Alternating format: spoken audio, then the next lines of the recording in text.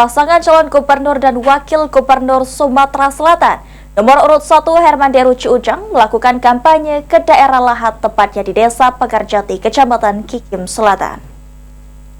Ada sana dulur-dulur di mana baik, pilihlah kita nian asli, jangan pilih yang lain. Herman Deru Ciujang menyalala abangku nomor 1. Herman Deru Ciujang, pasangan calon gubernur dan wakil gubernur Sumatera Selatan nomor urut 1, melakukan kampanye di daerah Lahat, tepatnya di Desa Pagarjati, Kecamatan Kikim Selatan.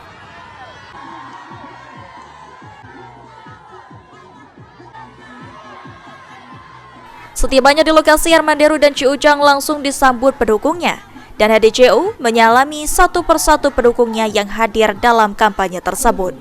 Pilihlah kita nian asli, jangan pilih yang lain. Herman Deru Ciujang menyalala abangku nomor. Diketahui pasangan HDCU yang berjargon menyala abangku sudah melakukan kampanye ke beberapa lokasi.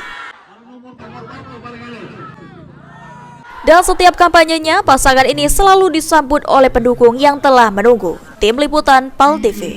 Tak akan kurnia nikah harus dibaca berasa. Assalamualaikum.